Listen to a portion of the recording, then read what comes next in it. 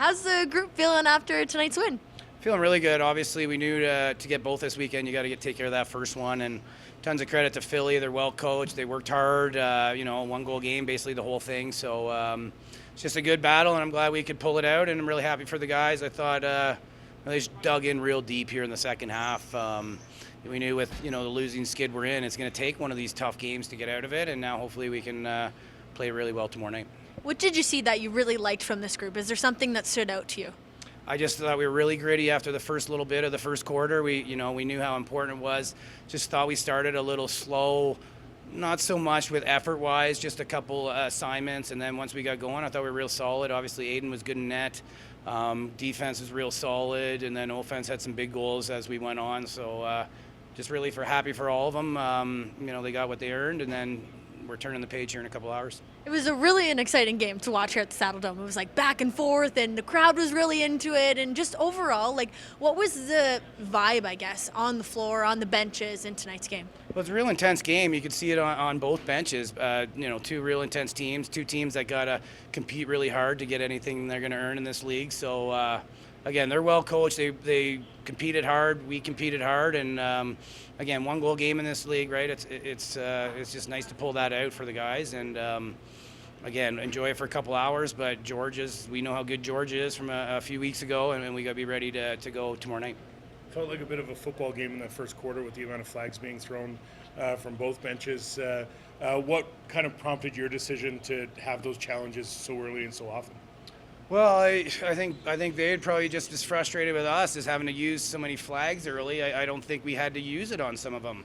I think they can go upstairs and take a look, and I think Philly would say the same. So just one of those things where both coaches are out of flags early, and I don't think we should have been. So it was a little bit of a helter-skelter start, but if referees have different calls, they're allowed to go upstairs. So I thought that could have been the case a few times. So I think both coaching staffs are a little frustrated with that, to be honest.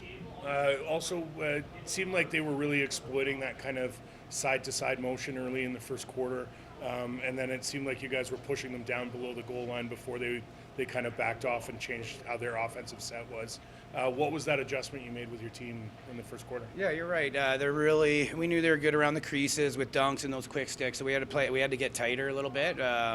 Should have started a little tighter, but they got some good ball players that can spread you out. So once we got a little tighter, took away some of that backdoor quick stick stuff and made them earn everything after that. So it was a little funky around our net for the first little bit in the first quarter. Is that more difficult with the play like a goalie penalty now that you have to deal with, or the emphasis on that? Well, it's definitely different, right? Because you're allowed to take away the dunk, but you can't be in the crease trying to block. So definitely you're a little bit higher up than you could have been in previous years.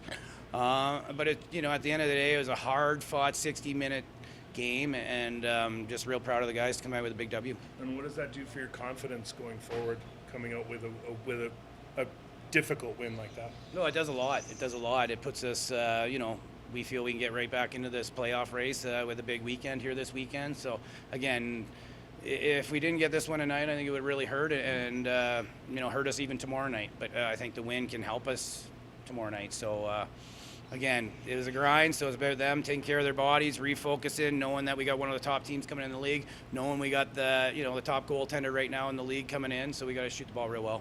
Speaking of goaltenders, Aiden said he's never had a back-to-back in the NLL before. And I imagine because you've got some young players, that might be the case for a couple other guys. What's the message for them when they go home tonight?